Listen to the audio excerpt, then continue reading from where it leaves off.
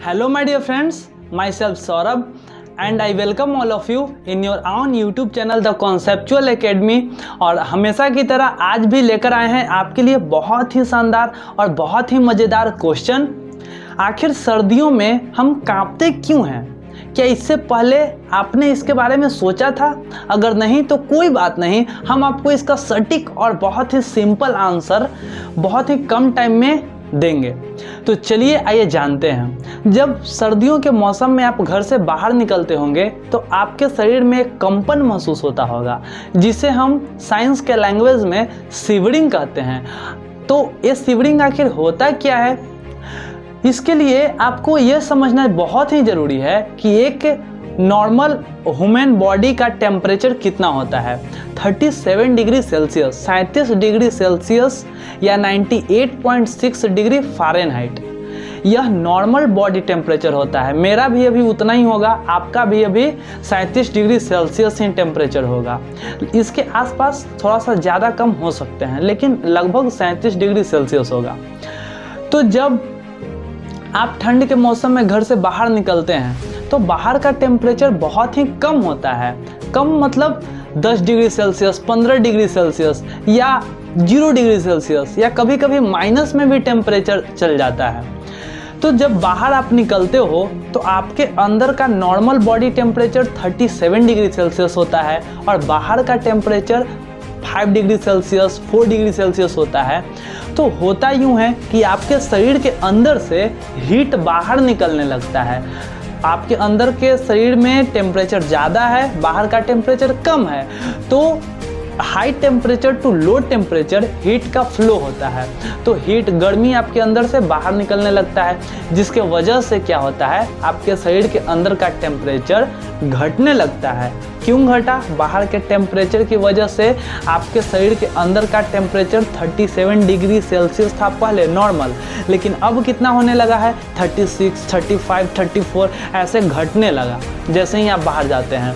तो एक घटने की वजह से पूरा बॉडी एक ब्रेन के पास मैसेज भेजता है कि भाई पूरा शरीर में टेम्परेचर का फॉल आने लगा है, इसको नॉर्मल करो किसी तरह से। तो ब्रेन तो पूरा बॉडी का कंट्रोलर होता है। तो ब्रेन के अंदर एक हाइपोथैलेमस ग्लैंड होता है। तो हाइपोथैलेमस ग्लैंड का क्या काम होता है? वो पूरे बॉडी के टेम्परेचर को मेंटेन करता है। तो हाइपोथैलेमस यह बात को समझ जाता है कि भाई इस शरीर के अंदर का टेम्परेचर कम हो रहा है, यानी कि हमको किसी तरह से टेम्परेचर को क्या करना होगा? बढ़ाना होगा। यानी कि 37 डिग्री सेल्सियस से कितना हो गया है? बाय द वे मान लेते हैं 30 डिग्री सेल्सियस हो गया है। तो वह हाइपोथैलेमस समझ जाता है कि अभी 7 डिग्री सेल्सियस कम हो गया है, हम जितना पॉसिबल हो सकता है हम इसको हीट देने का कोशिश करते हैं, किसी तरह से हीट जनरेट करने का कोशिश करते हैं। तो हाइपोथैलेमस एक नोटिफिकेशन देता है, मतलब एक मैसेज देता है पूरा बॉडी के मसल्स को एक मैसेज देता है कि भाई जितने भी मसल्स हो तुम कॉन्ट्रैक्ट करो, यानी कि पहले सिकुड़ो और फिर एक्सपैंड करो, मतलब फैलो, और यह बहुत तेजी से करो। यानी कि ऐसे सिकुड़ता है फिर मसल्स फैलता है, सिकुड़ता है फैलता है, यानी कि इनडायरेक्टली रूप से हाइपोथैलेमस हमारे बॉडी को एक एक्सरसाइज करवाता है, जिससे कि एक हीट जनरेट होता है और वही हीट का यूज कर लेता है हमारा बॉडी नॉर्मल फॉर्म में आने के लिए, मतलब एबनॉर्मल से नॉर्मल होने के लिए वही हीट का यूज कर लेता है। तो ये तो, और यह प्रोसेस इतना फास्ट होता है, एक्सपैंड और कॉन्ट्रैक्ट, यानी कि फैलना सिकुड़ना मसल्स इतना तेज होता है कि आपको लगता है कि हम कांप रहे हैं या शिवरिंग हो रही है। सटीक आंसर यही था। लेकिन कुछ लोग यहाँ पे यह बोल सकते हैं कि कभी कभी जो बूढ़े बुजुर्ग जो होते हैं हमारे, वो तो सर्दियों के मौसम नहीं होता है फिर भी वे लोग कांपते हैं। ऐसा क्यों होता है? तो इनके पीछे का रीज़न है माय डियर फ्रेंड्स कि जब ओवर एज हो जाता है, यानी कि एज बहुत ज़्यादा हो जाता है, तब हाइपोथायरॉयडिज्म एक ऐसा बीमारी है जो ओवर एज के साथ किसी के साथ भी हो सकता है। यह कहना मुश्किल है कि आपके साथ होगा या नहीं, या मेरे साथ होगा या नहीं, ठीक है।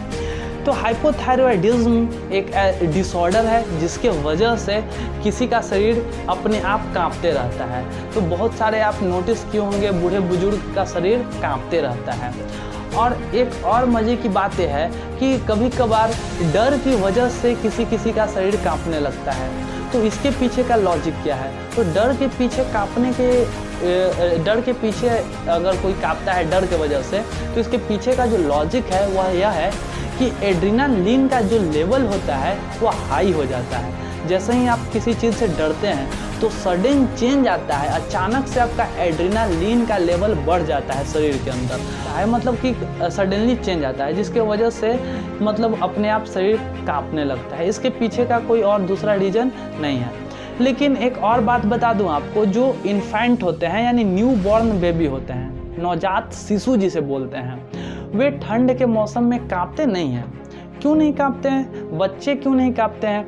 तो इसके पीछे का लॉजिक ये है, जब बच्चे अपनी माँ का ब्रेस्ट फीडिंग करते हैं मतलब दूध पीते हैं, तो उनके अंदर फैट स्टोर होते रहता है, और जब उनके अंदर का टेम्परेचर कम होता है तो वे टेम्परेचर बढ़ाने के लिए अपने मसल्स को सिकुड़ाते या फैलाते नहीं हैं, बल्कि अपने अंदर के फैट को यूज कर लेते हैं, और वही फैट को यूज करके वह हीट जनरेट कर लेते हैं। उनको बाहरी से मतलब कि मसल्स को एक्सपेंड और कॉन्ट्रैक्ट करने की ज़रूरत नहीं पड़ती है। तो आई होप कि ये सटीक आंसर और सिंपल आंसर आपको समझ में आया होगा। अगर आया हो तो कमेंट में ज़रूर बताइएगा कि आपको समझ में आया या नहीं आया। मेरा उम्मीद है कि आपको ज़रूर समझ में आया होगा। और अगर आपका कोई क्वेश्चन है जो आप चाहते हैं जिस पे हम लोग वीडियो बनाएं, तो आप कमेंट कर सकते हैं, जो कि यूनिक क्वेश्चन हो या किसी भी तरह का आपका क्वेश्चन हो। मिलते हैं नेक्स्ट वीडियो में एक बहुत ही अमेजिंग और इंटरेस्टिंग क्वेश्चन के साथ। तब तक के लिए ओके बाय।